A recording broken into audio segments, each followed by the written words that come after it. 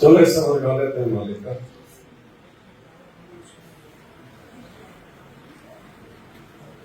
बंदी छोड़ सतगुरु रामपाल जी भगवान की जय। सत कबीर दवारे तेरे पर एक दास भिखारी आया है। सत कबीर दवारे थारे पर एक दास भिखारी आया। भक्ति की भिक्षा दे दी जो उम्मीद कटोरा लाया है। भक्ति की भिक्षा दे दी जो उम्मीद कटोरा लाया।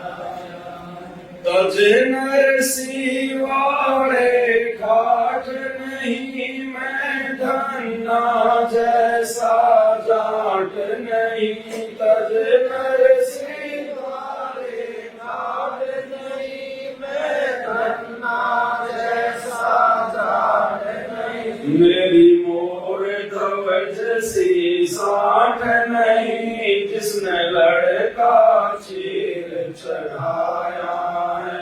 भक्ति की भिक्षा दे दी जो उम्मीद कटोरा लाया। सत कबीर दवारे थारे पर एक दास भिखारी आया है। भक्ति की भिक्षा दे दी जो उम्मीद कटोरा लाया। अब देखो क्या कह रहे हैं परमात्मा। जब भी हम अपने परमात्मा के दरबार में जाएं, उनके समागम में जाएं, सत्संग में जाएं, दर्शनों के लिए जाएं, तो भगत का हमेशा यही भाव होना चाहिए, केवल भक्ति की भीख, मर्यादाओं की भीख।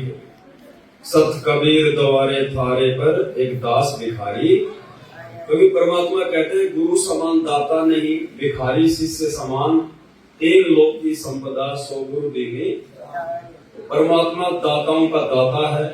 इन्होंने ही इस काल को 21 ब्रह्मांड भीख में दे रखे, इसके तब के बदले भीख में। तो फिर आप और हम आम जीवन की तो औकात ही क्या है। हम तो फिर जन्मजाति भिखारी हैं। तो हमने तो भक्ति की भीख मांगनी है परमात्मा से। अगर भक्ति मांगेंगे तो गुरुदेव कहते हैं उसमें परमात्मा सब कुछ दे देगा। अगर भक्ति करवानी होगी तो भक्ति के लिए जो आवश्यक चीज होंगी परमात्मा वो भी देगा। भगत को किसी चीज के भरोसे रहने नहीं देगा बिल्कुल। ये परमात्मा समर्थ का वचन है भगत जीओ। और फिलहाल जिसने 2-4 साल से नाम ले लिया और फिर भी अगर किसी चीज का अभाव है तो भाई या तो अपने श्रद्धा भाव में कमी है या मर्यादाओं में कमी है या परमात्मा नहीं चाहता कि वो चीज इसको दी जाए। क्योंकि समर्थ को पता है कि क्या देना है क्या नहीं देना है। वो जो उचित समझेगा वही देगा, उतना ही देगा। इसलिए हमने कभी भी अपने गुरुदेव भगवान से किसी भी चीज की अपनी तरफ से डिमांड नहीं करनी चाहिए। भगत ने अपने भगवान से भक्ति के अलावा मर्यादाओं के अलावा मांगना ही नहीं चाहिए। चाहे लड़का मरने वाला क्यों ना हो रहा हो, चाहे 2 टाइम से खाना क्यों ना खाया हो, समर्थ है, वो अंतर्यामी है, बालक नहीं है, उसको सब पता है। अगर वो नहीं दे रहा तो उसकी रजा है, कोई उसकी मौज है। और हमने सतगुरु की रजा में ही राजी रहना है। जो राखूं त्यों ही रहूं हमरा के चारा, और खाने जाद खरीद हूं गुलाम तुम्हारा। अरे भाई जिस परमात्मा ने हमारे को जपने के लिए भजन दे दिया, क्या वो हमारे को भोजन नहीं देगा क्या? ये तो समर्थ है ना। भाग्य हो तो भी दे दे परमात्मा। सारी लेखनी भैया सतगुरु के हाथ में है। जब चाहे लिख दे, जब चाहे काटा मार दे। तो केवल भक्ति भगवान ने करवानी होगी तो परमात्मा ऐसी बात नहीं है फिर कि भाई वो अंधा होके बैठ जाएगा। सब कुछ देगा भगवान। और नहीं मिल रहा है तो भाई भक्ति में कमी है, श्रद्धा में कमी है। क्योंकि परमात्मा कहते हैं भक्ति में श्रद्धा का लेखा सबसे पहले है। हमारी गुरुदेव भगवान के प्रति असीम श्रद्धा होनी चाहिए, असीम श्रद्धा। सब कुछ देगा भगवान।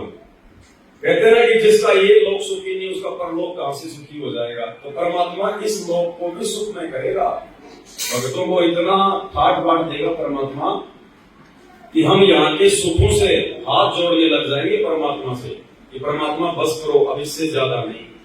लेकिन देगा वो अपने हिसाब से, जब उचित समझेगा। अब आम का पेड़ बोया है तो आम ही लगेंगे, उसके और कुछ नहीं लगेगा, लेकिन लगेगा उसका सिस्टम है। परमात्मा ने उसमें जो गुण डाल रखे हैं उसी हिसाब से कि वो कितने साल बाद में फल देगा। फल प्राप्त करना है तो उसकी सावधानी भी रखनी पड़ेगी, कुछ मर्यादा है, उसकी सिंचाई करनी पड़ेगी, खाद वगैरह देना पड़ेगा, आवारा जानवरों से उसकी सुरक्षा करनी पड़ेगी। तो ऐसे ही जब हम मर्यादाओं में रहकर अपनी भक्ति को सुरक्षित रखेंगे तो भाई ये तो आम वाली भक्ति है, सुख देगा ही देगा परमात्मा, उसके गुणों में है। तो मालिक हमें सिखा रहे हैं कि भगत ने केवल एक ही डिमांड करनी है, बाकी नहीं, चाहे उसकी श्वास क्यों न निकलने वाली हो। अन्यथा देख लो वर्तमान में 90% संगत को किस प्रकार से काल ने प्रभावित कर रखा है। रोजाना हजारों प्रार्थना जाती है गुरुदेव के पास, हजारों। गुरुदेव के पास तो कहां जाती है, लेकिन जो बेचारा भगत प्रार्थना लगाता है वो तो ये सोचता है कि गुरु जी के पास जाइए मेरी प्रार्थना। तो हजारों प्रार्थना लिखी जाती है आश्रमों के नंबरों पर, और भक्ति के लिए कोई प्रार्थना नहीं करता, क्योंकि भक्ति के लिए इस प्रकार से प्रार्थना करने की आवश्यकता नहीं पड़ती है। आत्मा और परमात्मा के बीच में कोई एजेंट नहीं है, कोई दलाल नहीं है। अरे हम भी भगत है, प्रार्थना सुनने वाला भी भगत है, और ये तो आत्मा से परमात्मा का सीधा संपर्क है। अगर आपकी नीयत सही है, भक्ति सही है, मर्यादा सही है, तो अपने घर से लगाओ ना भगवान को प्रार्थना, वो तो आत्मा का साथी है। जब महाभारत के युद्ध में टटेरी पक्षी ने अपने अंडों की रक्षा के लिए भगवान से अर्ज की, प्रार्थना लगाई, तो बीच में कोई दलाल था क्या? मीराबाई को जब जहर पिलाया गया तो जहर पीने से पहले बीच में उसने किसी कोऑर्डिनेटर को बीच में डाला था क्या? त्रेता युग में भगत प्रहलाद था, 84 प्रकार की यातना दी गई उसके पिता के द्वारा। क्या उसने किसी के माध्यम से भगवान से कोई प्रार्थना लगवाई थी क्या? आत्मा और परमात्मा के बीच में कोई एजेंट नहीं है। परमात्मा समर्थ है, सक्षम है, जाने जान है, अंतर्यामी है। हम रोज संध्या आरती पढ़ते हैं, अंतर्यामी एक तुम आत्म के आधार, जो तुम छोड़ो हाथ तो वही कौन उतारे। तो भगवान से हमने किसी भी प्रकार की सांसारिक या भौतिक वस्तुओं की डिमांड तो सौपन में भी नहीं करनी है। सौपन में भी अपनी मर्यादा के लिए चाहे दिन रात हम प्रार्थना करें, अपनी भक्ति के लिए दिन रात हम प्रार्थना करें, सतलोक के लिए दिन रात हम प्रार्थना करें। लेकिन यदि आपने इस स्टेज में पहुंचने के बाद, जैसे भगवान ने हमें साथ संगति से जोड़ दिया, हमारे को ज्ञान आधार से इतना जो है परिपक्व कर दिया, इस स्टेज में पहुंचने के बाद यदि हम भक्ति और मर्यादाओं के अलावा भगवान से कोई प्रार्थना करते हैं तो परमात्मा फिर हमारी ज्ञानहीनता के चलते हमसे दुखी होगा, नाराज होगा कि ये भी मुझे नहीं समझ पा रहे। तो भाई और बहनों, हमने गलती से भी परमात्मा से कोई डिमांड नहीं करनी है। ये बिन मांगे देता है परमात्मा, बिन मांगे।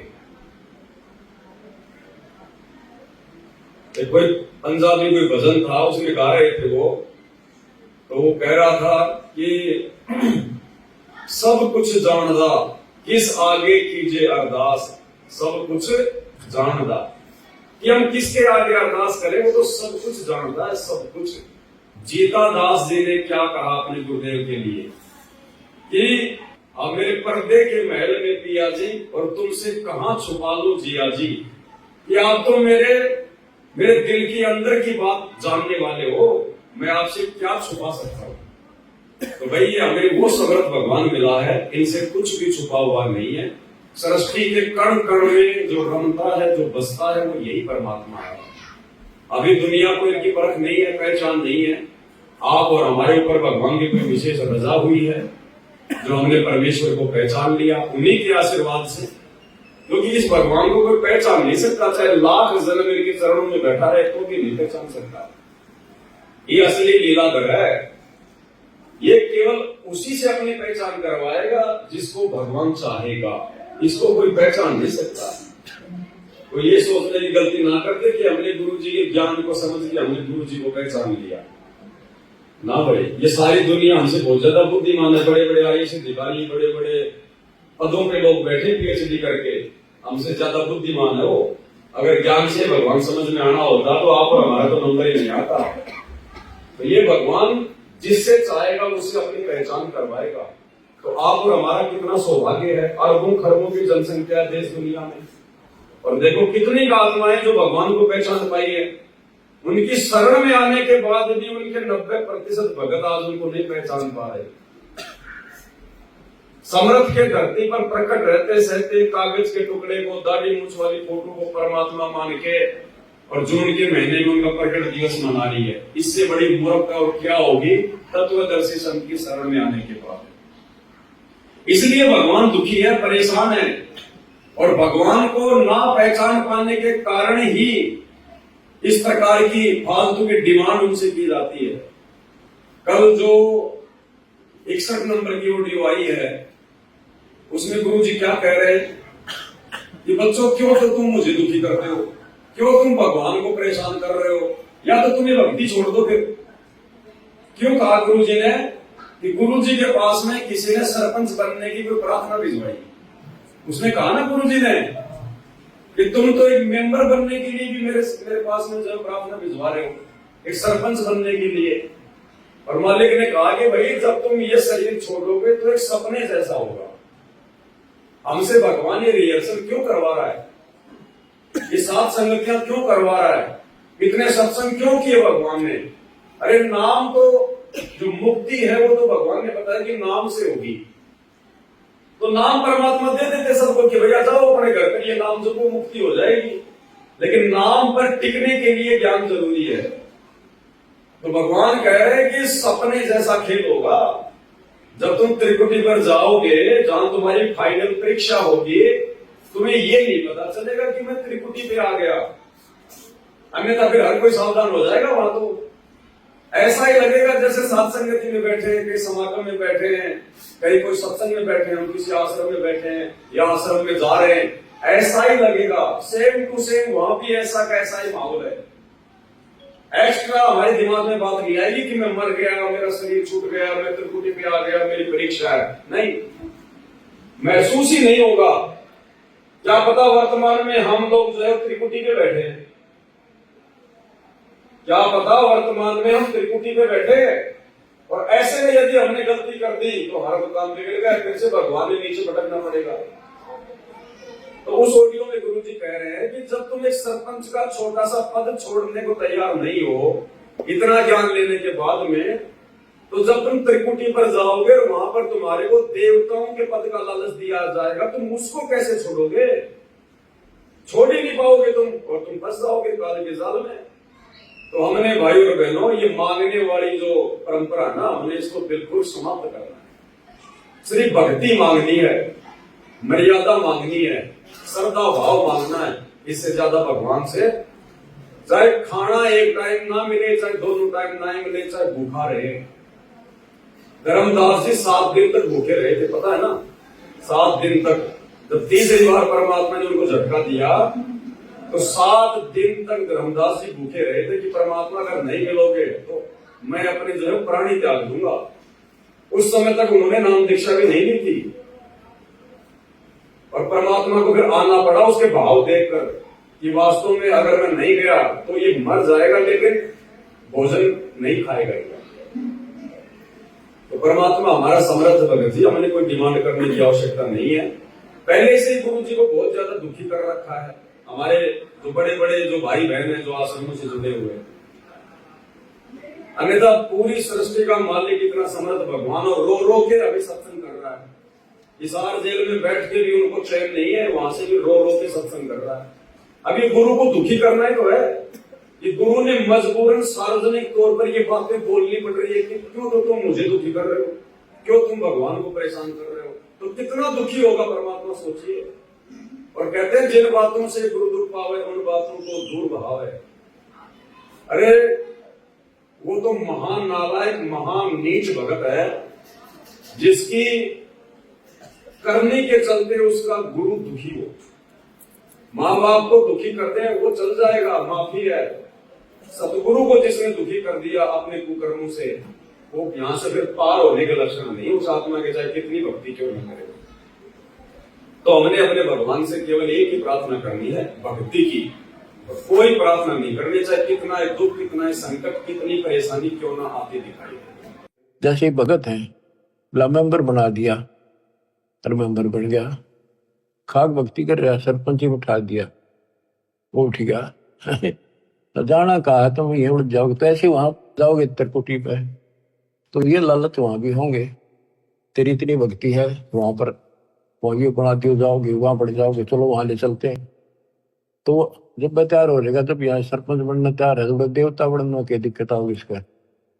इसलिए दास कहता है सुधर जाओ, क्यों तुम मुझे परेशान कर रहे हो, क्यों तुम भगवान ने दुखी कर रहे हो। इसलिए दास कहता है सुधर जाओ, क्यों तुम मुझे परेशान कर रहे हो, क्यों तुम भगवान ने दुखी कर रहे हो। इसलिए दास कहता है सुधर जाओ, क्यों तुम मुझे परेशान कर रहे हो, क्यों तुम भगवान ने दुखी कर रहे हो। अपने कर्म फोड़ने तो फोड़ लो, नाम मना लो, फिर इससे अच्छा तो इस स्कूल छोड़ दो, तुम्हारा भी रिजल्ट खराब करो। ऐसे लोगों आंख खोल लो। अब कितना बताया था, 3 लोग का राज, जय कोई जीव को कोई दे, लाख बताई क्या करे जब नहीं नाम तक। वो कर्म करने से भक्ति नहीं रहेगी, भक्ति छूट के नियम बना दिया, फिर चाटोगे इस राज ने, कल कुत्ते बन के ये धक्के खाओगे, ये लोग जूते मारेंगे जो तुम सरपंच सरपंच करते फिरे। अपनी भक्ति करो, ये काम करनी, काल के लोग बहुत हैं वो आप करे जाएंगे। भक्ति की भिक्षा दे दी जो उम्मीद कटोरा। अब देखो परमात्मा कहते हैं तजे नरसी वाले ठाट नहीं, और मैं धन्ना जैसा जाट नहीं। अब आप और हमारी क्या औकात है, वर्तमान में परमात्मा बता रहे हैं अपने ऊपर उदाहरण देकर कि हम तो उतने बड़े सेठ भी नहीं, हमारे तो उतने ठाट बाट भी नहीं है जितने नरसी भगत के थे। और उसने भी परमात्मा प्राप्ति के लिए अपनी 56 करोड़ की संपत्ति को ठोकर मार दी। और हम लोग वर्तमान में सच्चा भगवान मिल गया, सच्ची भक्ति मिल गई, मोक्ष का मार्ग मिल गया, और उसके बाद भी दिन रात जोड़ने में लगे हुए, और उसने लुटा दिया। तो कितना अंतर है, उसने लुटाया फिर भी वो पार नहीं हो पाया, और हम लोग जोड़ जोड़ के धर रहे हैं। तो हमारी क्या उम्मीद है भाई। तो ये उदाहरण क्यों दे रहे भगवान। परमात्मा कह रहे हैं घर में एक्स्ट्रा हमने नहीं रखना। आपके पास चाहे अरबों की संपत्ति है, चाहे करोड़ों की संपत्ति है, देखो जमीन की, मकान की, इन चीजों की बात अलग है। अगर आपके बाप दादाओं की आपको जमीन वगैरह अगर विरासत में मिली है, बहुत बड़ा कोई मकान आपको विरासत में मिला है, तो कोई दिक्कत नहीं, वो आपके भाग्य का है, संस्कार का, अपना यूज करो। लेकिन परमात्मा कहते हैं भगत ने घर में दाम एक्स्ट्रा नहीं रखना चाहिए, पैसा एक्स्ट्रा नहीं रखना चाहिए। पहली बात तो भगत को इतनी समझ आ जानी चाहिए इस भक्ति के बाद में कि मैंने तो अपना आत्म कल्याण करवाना है। और यात्री जब यात्रा पे चलता है तो जितना थोड़ा सामान होगा उतनी लंबी यात्रा करेगा। तो आध्यात्मिक जीवन में ये धन, ये संपत्ति, फालतू का प्यार, मोह, ममता, ये हमारे ऊपर क्या है, वजन। जब तक हम इसको कम नहीं करेंगे, हल्का नहीं करेंगे, हम परमात्मा के साथ नहीं जा पाएंगे सूक्ष्म शरीर में, त्रिकुटी तक भी नहीं जा पाएंगे हम।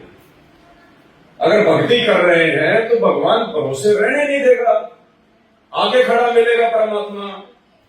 मालिक कहते कि कल पे कारण कौन है, तू कर सेवा निष्काम, और मन इच्छा फल देगा जब पड़ेगा धनी से काम। बताओ फिर हमें डर किस बात का, हमें परेशानी किस बात की, हमें चिंता किस बात की। अब चिंता तो केवल हरि नाम की करनी है, जो भक्ति दे दी गुरु जी ने, कि उसमें कोई त्रुटि ना हो जाए, हमारे गुरु जी नाराज ना हो जाए, मेरा काम ना बिगड़ जाए। चिंता तो केवल इस बात की करनी चाहिए, परमात्मा कहते हैं। और बाकी जोड़ जोड़ के रख रखे हैं, अभी रुक जाओ, आ रहा है समय, ज्यादा दिन की बात नहीं है। ये फिर से नोटबंदी होने वाली है, ये धरे के धरे रह जाएंगे 500 के, 2-2 हजार के, और 2 रुपए में भी नहीं लेगा 2000 का नोट। ऐसा समय आ रहा है, और वो समय आए बिना ये दुनिया संत रामपाल जी को परमात्मा नहीं मानने वाली है, ध्यान रख लेना।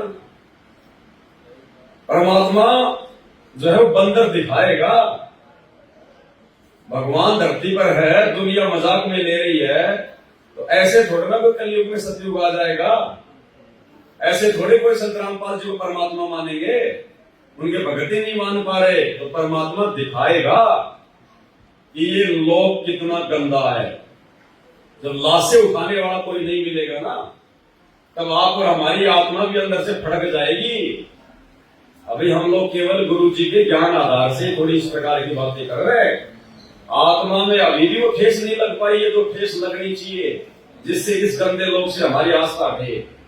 तो भगवान ऐसी परिस्थितियां पैदा करवा देगा, होंगी हमारे अपने संस्कार की, हमारे अपने जो है वो कर्मों की, लेकिन वो समय आएगा, भविष्य वक्ताओं की भविष्यवाणियां पूरी होंगी, तब जाके हमारा दिल यहां से हटेगा कि वास्तव में तो जमा कति गंदा लोग है, यहां से तो निकलना है, कुछ नहीं है।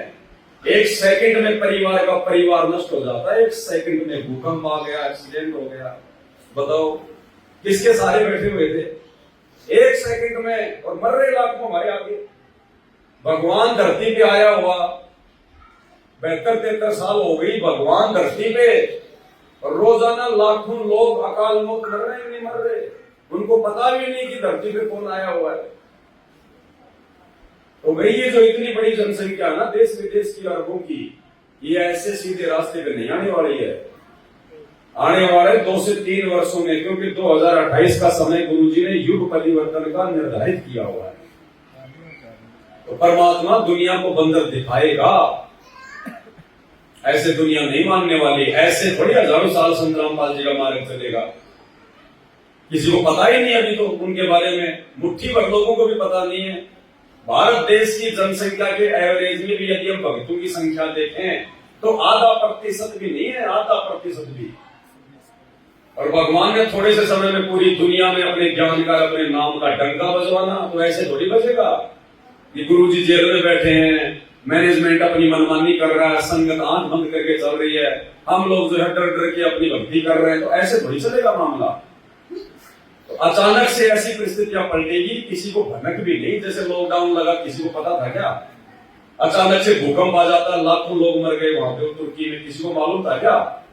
तो अचानक से परिस्थितियां पलटेगी, भक्तों को भी संभलने का मौका नहीं मिलेगा। यदि समय रहते नहीं संभले तो बाद में फिर कुछ हाथ नहीं लगेगा। तो भाई अपनी भक्ति क्रियाओं को, अपनी मर्यादाओं को पहले से ठीक कर लो। दुनिया वालों से हटके अपने भगवान में लगन लगाना सीख लो पहले ही, क्योंकि बाद में दुनिया से संपर्क नहीं होगा जब परिस्थितियां बिगड़ेंगी, और ना दुनिया मदद करेगी, वो खुद ही दौड़ेगी ऊपर हाथ करके, हमारी क्या मदद करेगी। मालिक कहते हैं बंदे से बंदा मिले, छूटे कौन उपाय, कर बंदगी निर्बंदगी पल में ले छुड़ाए। तो हमें तो मौका दे दिया भगवान ने समय से पहले, और ये मौका भी यदि हम चूक गए, अपनी भक्ति मर्यादाओं को ठीक से नहीं करेंगे, फिर परमात्मा कुछ नहीं करेगा। जब भगवान समझा रहा है चिल्ला चिल्ला के पिछले 30 वर्षों से इतना ज्ञान, इतने सत्संग, और फिर भी यदि हम उनकी बातों पर ध्यान नहीं देंगे, तो फिर भगवान भी बाद में हमारे ऊपर ध्यान नहीं देगा, फिर चाहे कितने रोग, कितने चिल्ला।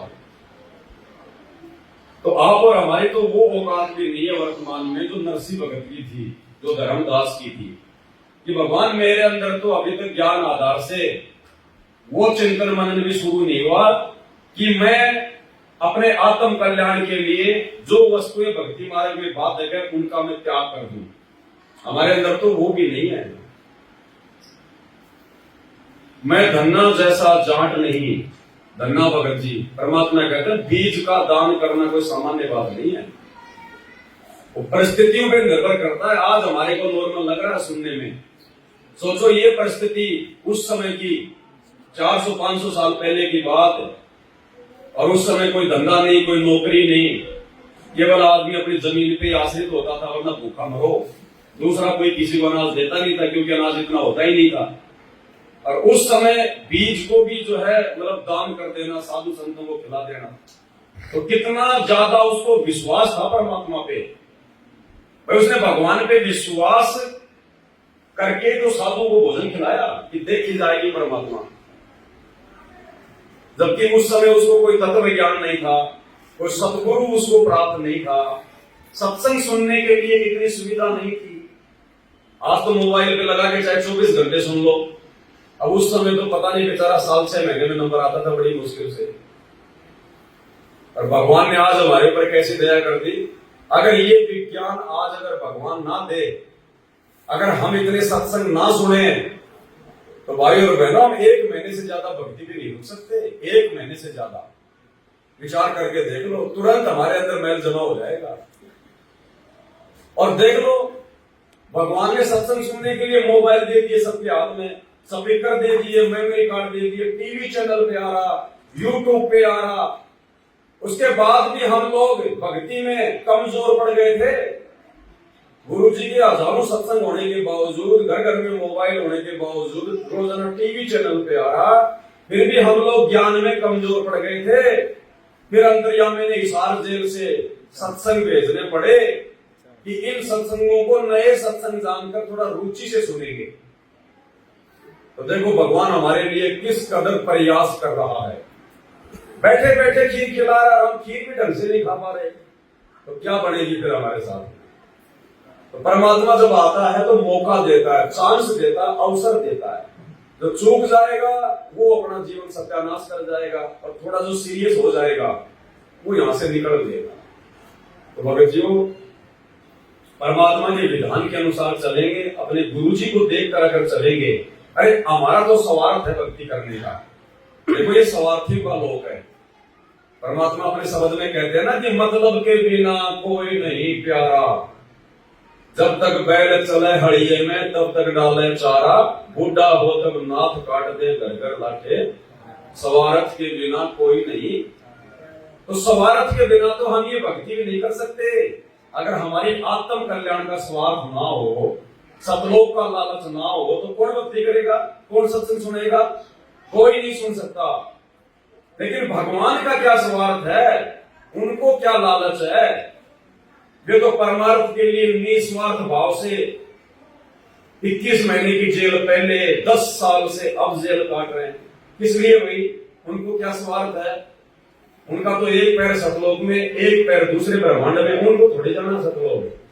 तो देखो निस्वार्थ भाव से परमार्थ के लिए यदि कोई इस कदर अवर्णनीय संघर्ष कर सकता है तो केवल परमात्मा है। तो हमारे अंदर तो धन्ना भगत जैसा भी विश्वास नहीं है अपने भगवान के ऊपर। कल ही अगर अकाल पड़ जाए ना, कल ही अकाल पड़ जाए तो सत्सेवकों में भी 50% हाथ फैला देंगे, कहीं लंगरों में जाके लाइन में लग जाएंगे। तो भाई हम चाहे मरे चाहे जिए, ये शरीर उस भगवान का, ये श्वास उस भगवान की, पिंड प्राण जिन देने दाना, गरीब दास जाकू कुर्बाना। और वर्तमान में हम उसकी शरण में, तो हमने भाई उस पर विश्वास करके बैठना पड़ेगा। समर्थ है, आएगा, लेकिन आएगा कब? लास्ट में आता है। ऐसा नहीं कि आपत्ति आएगी भगवान सामने आके खड़ा हो जाएगा, फिर हमारा क्या पता चलेगा? हमने, हमारे अंदर कितना विश्वास है, कितनी भक्ति है, कितना धैर्य है, उस चीज का मालूम कैसे पड़ेगा? तो भगवान आता बिल्कुल एंड पॉइंट पे, कि जब भगत बिल्कुल टूटने वाला हो, मरने वाला हो, तब आके परमात्मा हाथ पकड़ता है भगत का। 7 दिन तक धर्मदास जी भूखे रहे, मरने वाले थे, तब आए परमात्मा। दूसरे दिन भी आ सकते थे, तीसरे दिन भी आ सकते थे, लेकिन भगवान संभालेगा एंड पॉइंट पे। तो भाई तब तक हमने भी रुकना पड़ेगा। बरवाला कांड के बाद बहुत सारे लोग, अरे गुरुजी 2 महीने में आ रहे हैं, 2 महीने में आ रहे हैं, गुरुजी 2 साल में आ रहे हैं। फिर लोगों ने देखा, रहे यार ये तो ड्रामेबाजी हो रही है, अभी तक तो आए नहीं गुरुजी, अब आगे भी क्या आएंगे, छोड़ो ना। कोई दूसरे पंथ में चला गया, कोई कहीं भग गया। और त्रेता युग में बेलड़ी 1000 साल तक उसने श्री रामचंद्र जी का जंगल में इंतजार किया था। उसके गुरु ने कह दिया था कि ऐसे ऐसे दशरथ का बेटा आएगा।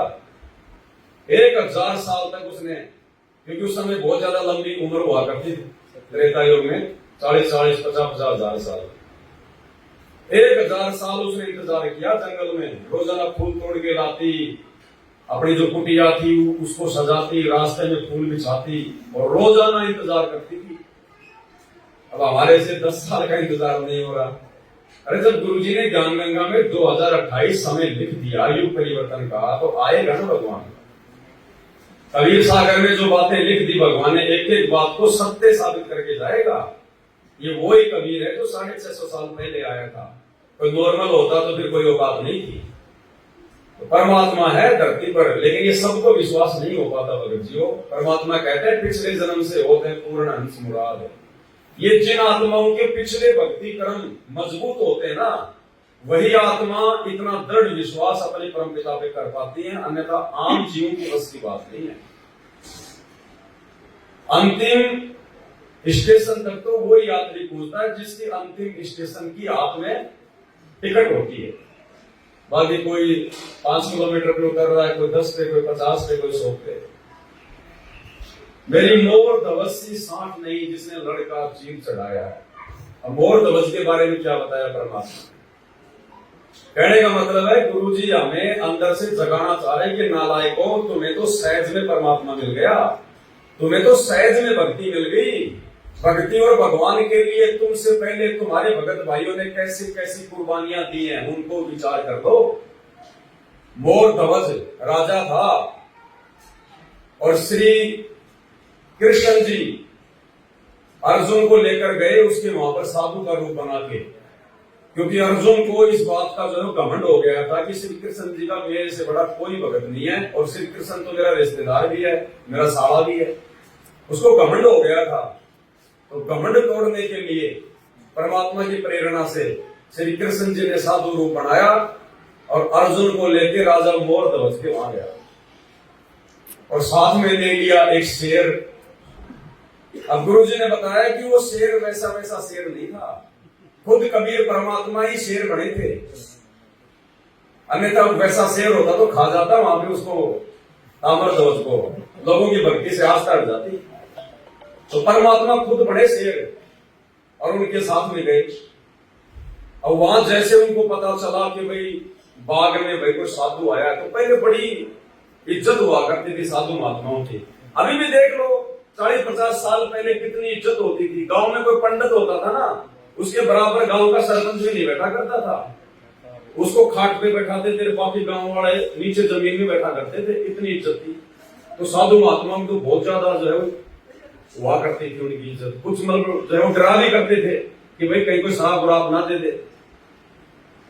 तो वहां गए, राजा रानी दोनों नंगे पैर दौड़ के आशीर्वाद लेने के लिए पहुंचे। भोजन पानी की पूछी तो बोला भैया भोजन पानी भी करेंगे, हमारे शेर के लिए भी खाने पीने की व्यवस्था करो। बोला जी अभी करवा देंगे। बोला ये वैसे किसी जानवर का मांस नहीं खाता, ये आदमी का मांस खाता है, और आदमी भी ऐसा नहीं कि तुम किसी मजदूर को पकड़ के काट दो, तुम्हारे ही जो है परिवार का कोई व्यक्ति होना चाहिए, या तो राजा या रानी या उसका बेटा। अब देखो श्री कृष्ण जी ने ये कह दिया था कि आज जो इस शेर का भोजन बनेगा वो सीधा कहां जाएगा? स्वर्ग में जाएगा। क्योंकि आज से पहले केवल स्वर्ग तक का ही ज्ञान था। जैसे हम लोगों ने आज सतलोक की महिमा सुनी है ना, और सतलोक जाने के लिए हम लोग कैसे भक्ति कर रहे हैं, संघर्ष कर रहे हैं, ऐसे पहले के समय में केवल मतलब बैकुंठ से ऊपर कोई जगह नहीं थी। जो है मतलब स्वर्ग से ऊपर किसी ने कुछ भी नहीं सुन रखा था। अब उन्होंने देखा भाई ये तो बहुत अच्छी बात है, स्वर्ग में जाने के लिए तो हम भक्ति कर रहे हैं, और इससे अच्छा मौका और कहां मिलेगा। तो परमात्मा ने क्या बताया? राजा मोर ध्वज ने कहा जी मैं तैयार हूं। राजा था, इतने ठाट बाट थे। अब विचार करो भाई और बहनों इन बातों को। यहां कोई भगत सरपंच बन जाए और फिर कोई कह रहे गुरु जी ने मना कर रखा है सरपंच का पद छोड़ दे, वो भक्ति छोड़ देगा, सरपंच का पद नहीं छोड़ेगा। वो राजा और बोला महाराज जी मैं तैयार हूं। अब इतने में उसकी पत्नी बोली है क्या कर रहे हो जी आप? लड़का अभी छोटा है, नादान है, राज का संभाल नहीं पाएगा, जनता दुखी हो जाएगी। ऐसा करो जब तक बेटा जवान नहीं होता तब तक तुम राज करो, और मैं क्या करूंगी, मेरा कोई काम नहीं है, सारा दिन मैं तो अंदर बैठी रहती हूँ, मैं शेर की जो है खुराक बन जाती हूँ। मतलब वो अपना दाव लगा रही कि कहीं मेरा नंबर आ जाए पहले। अब इतने में वो लड़का बोल पड़ा, बोले माता पिता, बोले मेरा तो जीवन बेकार है, मतलब मेरे रहते से तेरे मेरे माँ बाप शेर का भोजन बनेंगे, मेरे लिए तो डूब के मरने की बात है। लड़का आ गया के खड़ा हो गया, बोले महाराज जी मुझे भोजन बनाओ शेर का। मतलब देखो सब खाली मतलब बैकुंठ के लिए स्वर्ग के लिए। आज हमारे अंदर है क्या इतनी? भाई और बहनों विचार करो इन बातों पे। हम तो थोड़ा बहुत भी त्याग नहीं कर पा रहे, थोड़ा बहुत भी कोई बलिदान नहीं कर पा रहे। आज अगर सतलोक के लिए गुरु जी अगर ये शर्त रख दें तो भाड़ में जाए, गुरु जी भाड़ में जाए सतलोक, अगले जन्म में देखेंगे बेटा। सभी की तो स्थिति नहीं है, लेकिन ज्यादातर। तो अंत में उन्होंने कहा कि भाई ठीक है, राजा रानी दोनों अपने बेटे का सिर काटो आरे से, 2 फांक करो इसकी, और एक शर्त है, अगर अपने बेटे का सिर काटते समय अगर आंखों में आंसू भी आ गए राजा या रानी के या उस बेटे के, तो मेरा सिर नहीं खाएगा। तो दोनों अपने बेटे का लेके आ रहा, सिर काटने लग गए यूं ऐसे, और उसका आधा सिर कट गया। वो तामर ध्वज भी नहीं सुस्काया। सोचो भाई और बहनों, क्या आत्मा थी वो। हम तो उनके नाखून के बराबर नहीं है, नाखून के बराबर। अब गुरु जी ने सत्संग में बताया कि एक भगत को 6 महीने हो गए नाम लिए हुए, पूरे परिवार ने नाम ले लिया। एक दिन आया गुरु जी के पास, बोले जी अच्छा नाम लिया, मार तो दादी मर गई। तो गुरु जी ने कहा कि नाम लिए कितना टाइम हो गया? बोले 6 महीने। बोले दादी कितने साल की थी? बोले जी वो 70 साल की। तो बोला और क्या? बोले उसको राष्ट्रपति बनाना चाह रहे थे क्या? अरे 70 साल की उम्र, भगवान का नाम ले लिया, अगला जन्म मिल जाएगा, परमात्मा दे देगा उसको मनुष्य का। 6 महीने तुम्हें नाम लिए हुए नहीं हुए, तो बताओ दादी मरी तो भी भक्ति छोड़ दी कि हमारी तो दादी मर गई, दादी नहीं मरनी चाहिए थी। और वहां राजा रानी अपने बेटे का सिर काट दिया आधा। अब इतने में ताम्र ध्वज की आंखों से आंसू आ गए। तो श्री कृष्ण ने कहा रोक दो भाई, रोक दो, रोक दो, शेर नहीं खाएगा। बोले लड़का रो रहा है। तो ताम्र ध्वज बोला महाराज जी मैं रो इसलिए नहीं रहा कि भाई मेरे को कोई दर्द हो रहा है या और कुछ बात है, मैं रो इसलिए रहा हूं कि मैं इतना निकम्मा हूं कि शेर मेरा आधे हिस्से का ही मांस खाएगा, आधा हिस्सा ही खाएगा मेरा। तो उसके बाद में वो प्रसन्न हुए, खुश हुए, वापस उसको ठीक कर दिया श्री कृष्ण जी ने, जो भी उसके पास आध्यात्मिक शक्ति थी। तो भाइयों और बहनों, इसी प्रकार से अब आप और हम तो उन आत्माओं के आगे कहां हैं, कहां खड़े हैं। तो हमें तो सहज में भगवान मिल गया, सहज में। और परमात्मा कहते हैं अगर सहज में कोई चीज मिल जाती है तो इंसान उसकी वैल्यू नहीं समझता, उसकी कदर नहीं करता उसकी। तो हमें तो आज गुरु जी ने जितना बता दिया उतना भी कर लेंगे तो बेड़ा पार है। और संघर्ष हम कहां कर रहे हैं? संघर्ष तो हमारे गुरु जी कर रहे हैं। अरे जेल में हम बैठे हैं, हमारा बाप बैठा है। दुनिया की गाड़ियां हम खा रहे हैं, हमारा बाप खा रहा है। तो संघर्ष भी हमारा बाप कर रहा है, वो हमको संघर्ष भी नहीं करने दे रहा। ये आप और हमारे हिस्से की जेल काट रहे हैं गुरु जी, आप और हमारे हिस्से की, आप और हमसे भक्ति करवाने के लिए। अन्यथा यदि हम इस परमात्मा की शरण में नहीं आते या ये भगवान धरती पे नहीं होता तो हम ना जाने कितने कुकर्म जो है वो कर डालते। हमारा क्या आचरण था, क्या हमारा व्यवहार था नाम दीक्षा लेने से पहले। कोई शराब पीता था, कोई नशा करता था, कोई दूसरे कोई उल्टे काम करता था। आज हम लोगों ने जेल में पड़ा होना था, जेल में अपने उन कुकर्मों के कारण। तो भगवान ने वो सारे भार अपने ऊपर ले लिए। हम सबके हिस्से की जेल हमारा भगवान काट रहा है, आप और हमसे भक्ति करवाने के लिए। और हम इस चीज को भी नहीं समझ रहे, फिर भी हम लोग बकवाद में जा रहे हैं, राजनेताओं की रैलियों में धक्के खा रहे हैं, आश्रमों में और पत्थरों में पैसा बर्बाद कर रहे हैं, गुंडों के साथ मिलके जो है वो रैलियां निकाल रहे हैं, आश्रमों में हॉस्पिटल बना रहे हैं, कल को वहां पे कोई अपार्टमेंट भी बना देना रहने के लिए लोगों के लिए। तो भाई ये काल प्रेरणा है, काल बैठा है सिर पे। तो ये सौभाग्य की थोड़ी बहुत आत्माएं साथ संगति से परमात्मा ने बचा ली है। और हम भी यदि आगे सावधान होकर नहीं चलेंगे तो बात नहीं बन पाएगी। फिर मेरी मोर तवस्सी सांठ नहीं जिसने लड़का चीर चढ़ाया है। और दूसरी बात भाई और बहनों, जैसे परमात्मा हमें सेव, नेकी और सम्मान की कथा सुनाते हैं, तो वो भी परमात्मा की विशेष रजा से, मालिक की विशेष मेहर से ही सम्मान ने अपने बेटे का सिर काटा था, अन्यथा वो सिर नहीं काट सकता था अपने बेटे का। परमात्मा जीव की बुद्धि ऑफ कर देता है जब परमात्मा ने अपना खेल खेलना होता है, कोई उदाहरण पेश करना होता है ना, परमात्मा बुद्धि ऑफ कर देता है, अन्यथा सम्मान अपने बेटे का सिर नहीं काट सकता था। उस समय ये ज्ञान आधार नहीं था इतना, ना उनमें कोई जो है दृढ़ता थी इतनी। परमात्मा ने वो परिस्थितियां पैदा करी जानबूझ के आप और हमें शिक्षा देने के लिए कि अपने गुरु जी के प्रति किस कदर समर्पित होना चाहिए। गुरु से बढ़कर अपना बेटा, बेटी, धन संपदा कुछ नहीं समझना चाहिए। और दूसरी तरफ उस कमाल को जो है अहंकार हो गया था, क्योंकि जब परमात्मा आने लगे तो कमाल ने कहा कि गुरु जी कहां जा रहे हो? बोले ऐसे ऐसे अपने भगत उनके घर जा रहा हूं। तो बोला मैं तो आपके साथ चलूंगा, अन्यथा फिर आपकी सेवा कौन करेगा? मेरे अलावा आपकी सेवा कौन करेगा? कोई है थोड़ी संगत में ऐसा कोई सेवक है। तो मालिक तो अंतर्यामी थे, उसकी तो फड़क निकाल दी थी, बोल चल। तो फिर उसको भी दिखाया वहां पर कि देख भगत कैसे होते हैं। और वर्तमान में भी गुरुजी ने सत्संगों में काफी बार कहा है कि बच्चों भक्तों के घर तो बहुत दूर हैं, अभी भगत तो आए कहां है? गंदगी है ये तो, जिसको परमात्मा 30 साल से साफ कर रहे हैं, और इस गंदगी को साफ करते करते भगवान खुद भी जो गंदा हो गया।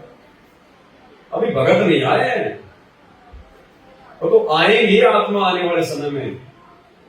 उम्मीदी सतलोक वाले हंस परमात्मा के जो रह गए थे जो पिछले जन्मों में। इसलिए तो गुरुदेव ने सत्संग में कहा कि बच्चों 6-6 महीने में तुम्हारा नंबर आएगा दर्शन करने का। 6-6 महीने में तो दर्शन करने का नंबर आएगा तुम्हारा। तो भाई वो समय आएगा, समर्थ का वचन है, वो फैल नहीं हो सकता।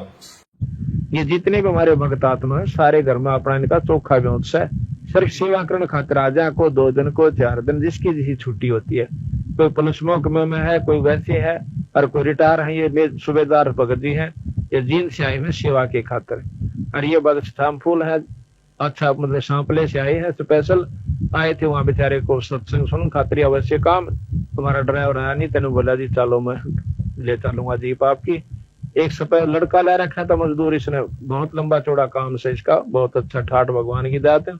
वो मजदूर वापस भेज दिया, मोटरसाइकिल वहां खड़ी कर दी, सारे काम को डिसमिस कर मेरी गेल हो लिया, यहाँ पर सत्संग सेवा करने खातिर जीप में ले चलूंगा आपकी। तो ये सिर्फ यूं ढाला गिरन खातिर आवा साहब ने कि ये काम करने के थे, तुम भूल रहे सो। आगे हमने समय भी नहीं मिलेगा, कदे तुमने सोचो कि हम रोज आया करेंगे थारे। 6 महीना में भी आपका एक दिन नंबर आओगा, और ऐसा समय आओगा कि आपने इतनी दूर तो दर्शन करने पड़ा करेंगे। आज तो हम घर घर आकर आपको सहारा दे रहे हैं, सब समझा रहे हैं। बच्चे जो से बचपन में आंगली पकड़ के पढ़ाने पड़ा करें मास्टर ने।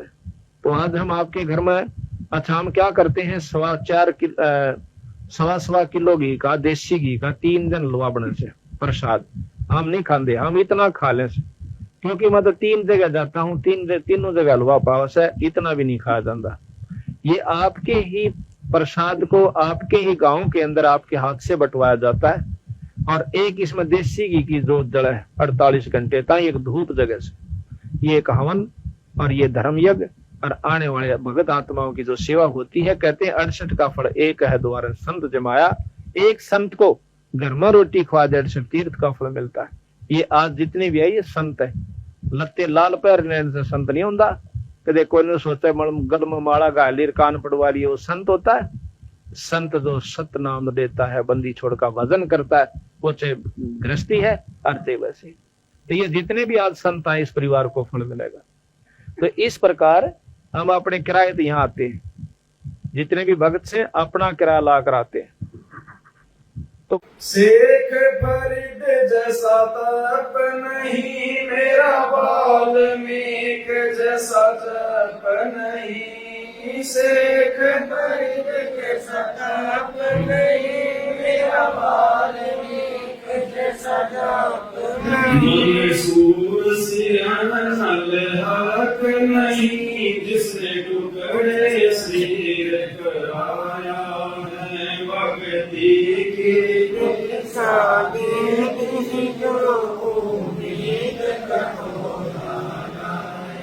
सत कबीर द्वारे थारे पर एक दास भिखारी आया है भक्ति की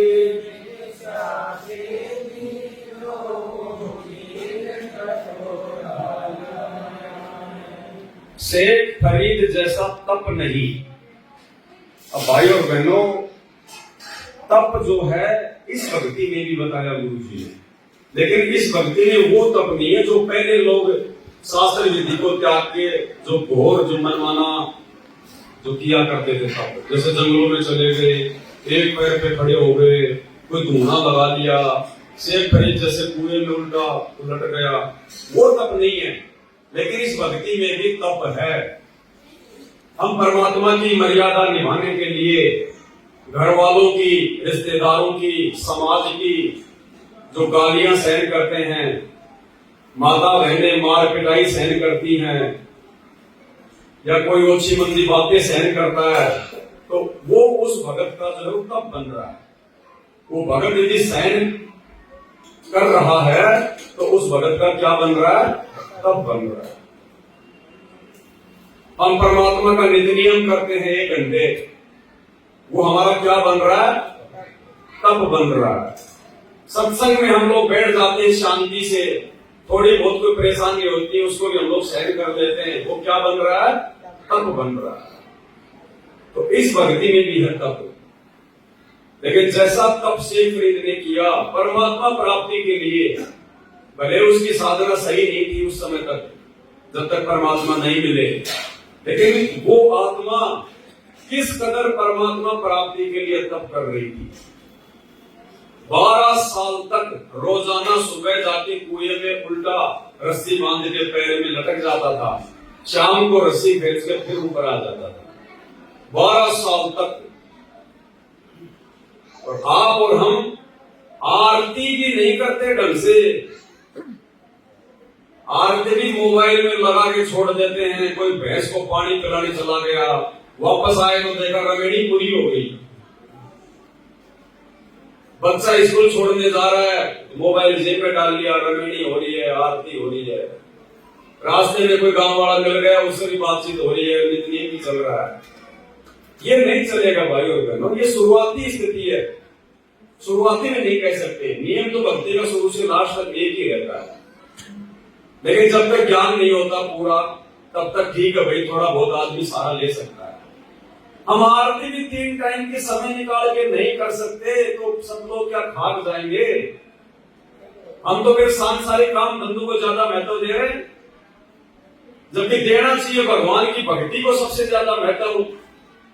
जीवन में जो प्रथम स्थान है गुरु जी की भक्ति को देना चाहिए, और दे रहे सांसारिक काम धंधों को। तो बताओ फिर हम सब लोग जाने की उम्मीद कहां करें? तो कम से कम 3 समय की आरती तो भक्ति बोध में हाथ में लेके हम करें। जो अनपढ़ है, नेत्रहीन है, बुजुर्ग है, बैठ के कर लो, लेट के कर लो। नहीं अगर उसको जो है भक्ति बोध आती, उसको पढ़ना, कोई अनपढ़ है तो गुरु जी की ऑडियो वीडियो के साथ में कर लो। लेकिन भागते खाते पीते दौड़ते दौड़ते तो मत करो। समय तो निकालो, कम से कम शुरू तो करो, भगवान से अरदास तो करो। हमारे मन में कभी बात आती ही नहीं तो भगवान ही फिर क्या करेगा बताओ? अरे जो मांगेगा उसी को तो देगा भगवान। हम समय मांगते नहीं भगवान से, क्योंकि हमें आवश्यकता ही नहीं है। तो देखो कितनी बड़ी दया बख्शी है गुरु जी ने आप और हमारे ऊपर। सबसे पहले तो भगवान ने हमारे को ढंग से एक जगह बैठ के या खड़े होकर, जैसे भी है, परमात्मा ने हमारे को आरती करना सिखाया। आरती के लिए समय दिया परमात्मा ने। मंत्र भी चलो ठीक हम जैसा भी कर रहे हैं, लेकिन बैठ के भी समय निकाल के भी हम करते हैं मंत्र। सत्संग भी सुनते हैं हम, भगवान का चिंतन मनन भी करते हैं। तो जब तक हम इन क्रियाओं को सही प्रकार से नहीं करेंगे तो इनका रिजल्ट भी सही नहीं आएगा। तो थोड़ा बहुत जो तप है, इस भक्ति में जो संघर्ष है, वो भी हमने करना होगा, तभी परमात्मा प्रसन्न होगा। शेख फरीद जैसा तप नहीं, मेरा वाल्मीकि जैसा जप नहीं। उल्टी साधना में महर्षि वाल्मीकि राम राम राम राम राम राम हजारों साल बीत गए और हमारे से प्रथम मंत्र भी नहीं होता पूरा एक बार में। जबकि हमें तो असली राम का नाम मिला हुआ है। तो सोचिए वो आत्माएं क्या होंगी, हम क्या हैं। तो कहने का मतलब ये नहीं है परमात्मा का कि वाल्मीकि की जगह हम भी बैठ जाएं सुबह से लेकर शाम तक अपना मंत्री जाप करते रहे, नहीं। लेकिन भगवान ने जितना आदेश दिया है कम से कम उतना तो करे शांति से, विधि विधान से, तो भी हमारी बात बन जाएगी। मंसूर सी अनल हक नहीं जिसने टुकड़े शरीर करवाया है। मंसूर अली शरीर के टुकड़े टुकड़े करवा दिए उसने, टुकड़े टुकड़े।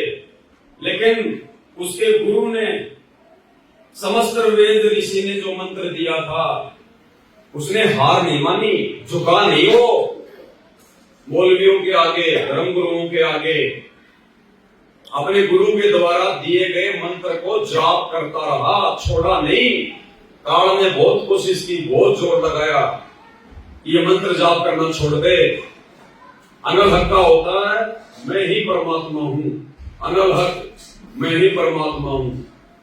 और मुसलमान धर्म में कोई ये कहते कि भाई परमात्मा साकार रूप में है तो उसको मार दिया जाता है। अब तो ऐसी बात नहीं है, उस समय की तो बहुत समझाया मुल्ला मौलवियों ने, लेकिन मंसूर नहीं माना। वो तो कुर्बान हो गया था अपने गुरुदेव भगवान पर, उसके टुकड़े टुकड़े कर दिए, लेकिन भक्ति नहीं छोड़ी। और यहाँ थोड़ा सा दबाव दे दिया सास ससुर ने, उसके पति ने 2 डंडे मार दिए, 2-4 गाड़ी निकाल दी, घर से धक्का मार दिया। दूसरे दिन आज ठीक है कोई बात नहीं, भगत जी क्या करें मजबूरी है। तो ये मजबूरी तो अगले जन्म में फिर गधा बनेंगे, फिर आ जाएंगे सामने, फिर कुम्हार मारेगा लट, वो मजबूरी खाने पड़ेंगे। तो ये व्रत तो खाने पड़ेंगे, चाहे वर्तमान में खा लो, चाहे आगे फिर चाहे गधा बन के खा लो। वर्तमान में खा लोगे तो हल्के में भी काम निकल जाएगा और काम भी बढ़ जाएगा, और बाद में फिर बात नहीं बढ़ेगी कोई। तो गुरुदेव भगवान हमें ये समझाना चाहते हैं कि तुम थोड़ा भक्ति की तरफ बढ़ो, थोड़ा लगन लगाओ। खुद भगवान भी भक्ति करके दिखाता हमें धरती पर आकर एक भगत बन के। नहीं, उनको भक्ति की क्या आवश्यकता है, वो तो भक्ति का दाता है। भक्ति मुक्ति के दाता सतगुरु भटकत प्राण फिरंदा, उस साहिब के हुक्म बिना ने करवर बात। लेकिन वो भी आप और हमारे अंदर भक्ति की आस्था जगाने के लिए हमारे जैसा भगत बन के हाथ में मंत्र कार्ड लेके, माला लेके मंत्र जाप करके दिखाता है, ताकि हम भी करें। धुरु जैसी आस नहीं, प्रहलाद जैसा विश्वास नहीं। धुरु जैसी आस नहीं, प्रहलाद जैसा विश्वास नहीं। मेरा मीरा जैसा रास नहीं, जिसने रो और नाच रिझाया है। भक्ति